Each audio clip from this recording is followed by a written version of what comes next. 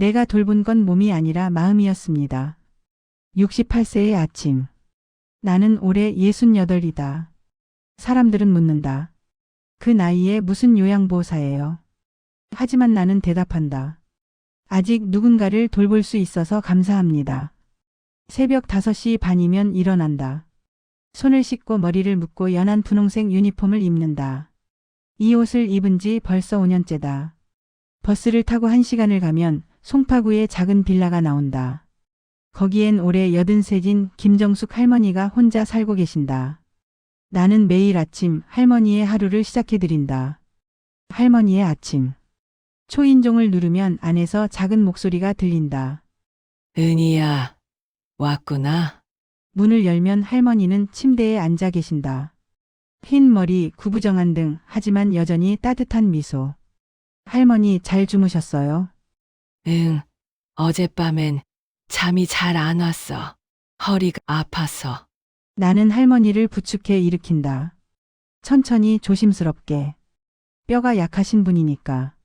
화장실로 가는 짧은 복도. 단 5미터지만 우리에겐 긴 여정이다.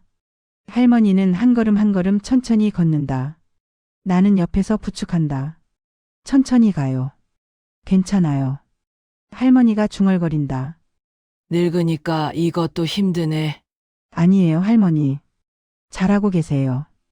밥상 앞에 이야기들. 아침을 준비한다. 죽, 김치, 나물 몇 가지. 할머니는 이가 약하셔서 부드러운 음식만 드실 수 있다. 밥상에 마주 앉으면 할머니는 항상 같은 말씀을 하신다. 은희야, 너도 앉아서 먹어. 할머니, 저는 괜찮아요. 아니야, 같이 먹어야지.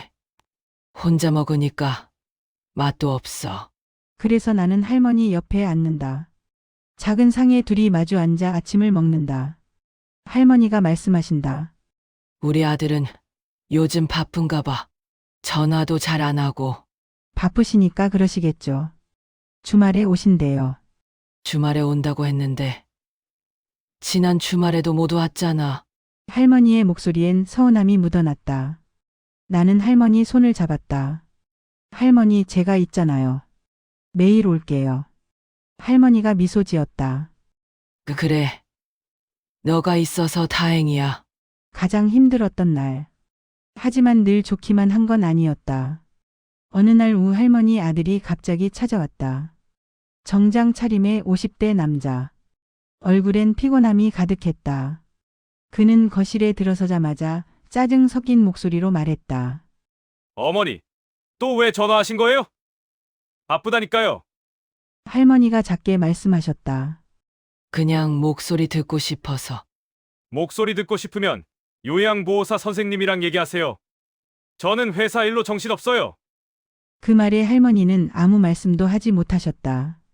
그저 고개를 떨구셨을 뿐. 나는 지켜보며 가슴이 아팠다. 아들이 나를 보며 말했다. 박 선생님, 어머니 요즘 어떠세요? 잘 지내고 계세요. 다만 외로워하시는 것 같아서. 그가 손을 흔들었다. 외롭다고요. 선생님이 매일 오시잖아요. 그리고 TV도 있고. 사람이랑 TV는 다르죠. 그 말에 아들의 표정이 굳었다. 뭐라고요? 나는 조심스럽게 말했다. 할머니는 아드님 목소리가 듣고 싶으신 거예요. 일주일에 한 번 10분만이라도. 아들이 비웃었다. 10분! 저는 그 10분도 없어요. 일하느라 죽을 지경인데.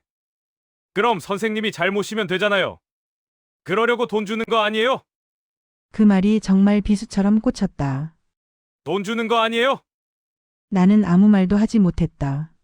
혼자 남은 방. 아들이 떠난 후 할머니는 창가에 앉아 밖을 바라보셨다.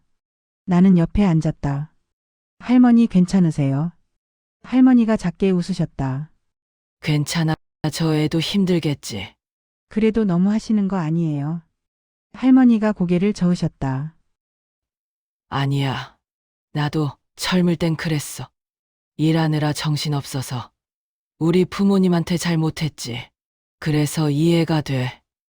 나도 그때 저랬으니까. 할머니의 눈가가 촉촉해졌다. 근데 나이 들어서 후회되더라. 그때 조금만 더 잘할걸. 나는 할머니 손을 잡았다. 할머니는 충분히 잘하셨어요. 할머니가 내 손을 꼭 쥐셨다. 은희야, 너는 참 따뜻하구나. 돈 때문에 이 일하는 게 아니지? 나는 잠시 생각했다. 맞아요. 저는 그냥 누군가 곁에 있어드리고 싶어서 해요. 할머니가 눈물을 닦으셨다. 고마워. 정말 고마워. 마지막 날. 3년이 흘렀다.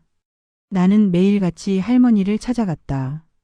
아침을 함께 먹고, 산책을 나가고, 이야기를 나누고, 손을 잡아드렸다. 그러던 어느 날 아침, 할머니가 침대에서 일어나지 못하셨다. 은희야, 오늘은 힘이 하나도 없네. 나는 응급실에 연락했다. 구급차가 도착했고, 할머니는 병원으로 실려가셨다. 나는 구급차 안에서 할머니 손을 잡았다. 할머니 괜찮을 거예요. 곧 나아지실 거예요. 할머니가 힘없이 웃으셨다. 은희야, 고마웠어. 할머니 그런 말 하지 마세요. 우리 아직 할 일 많아요. 하지만 할머니는 천천히 눈을 감으셨다. 내가 외롭지 않았던 건 너가 있어서야. 빈방. 할머니는 일주일 후 돌아가셨다. 나는 할머니 집에 마지막으로 갔다. 방을 정리하기 위해. 빈 침대. 조용한 거실. 더 이상 은희야 하고 부르는 목소리도 없었다. 나는 침대에 앉아 울었다. 이 일을 시작한 후 수많은 어르신들을 돌봤다. 그리고 많은 이별도 겪었다. 하지만 이상하게도 매번 이별은 익숙해지지 않았다. 그때 문이 열렸다. 할머니 아들이 들어왔다. 그는 눈이 붉게 부어 있었다. 선생님, 그가 나를 보며 고개를 숙였다. 죄송합니다. 그동안 정말 죄송합니다. 어머니 마지막에 선생님 찾으셨어요. 은희야 하면서 그가 울먹였다. 저는 한 번도 제대로 곁에 있어드린 적이 없는데 선생님이 제 역할을 다 해주셨네요. 나는 고개를 저었다. 아니에요. 저는 그냥 곁에 있었을 뿐이에요. 할머니가 원하신 건 아드님이었어요. 그걸 아셔야 해요. 그가 눈물을 닦았다. 이제야 알았어요. 너무 늦었지만. 새로운 아침. 2주가 지났다. 나는 다시 새벽 버스를 탔다. 새로운 어르신을 돌보기 위해. 이번엔 혼자 사시는 할아버지다. 85살 파킨슨병. 초인종을 눌렀다. 누구세요? 안녕하세요. 박은혜 요양보호사입니다. 문이 열렸다. 할아버지가 떨리는 손으로 문을 잡고 계셨다. 아, 오셨구나. 나는 웃으며 말했다. 네, 할아버지. 오늘부터 제가 매일 올게요. 할아버지가 안으로 들라고 손짓하셨다. 나는 신발을 벗으며 생각했다. 오늘도 누군가의 하루를 지킨다. 그것만으로 충분하다. 나이가 든다는 건 쓸모없어진다는 뜻이 아니다. 오히려 누군가에게 더 필요한 사람이 된다는 뜻이다. 내가 돌본 건 몸이 아니라 마음이었고 그것으로 나는 충분히 행복하다.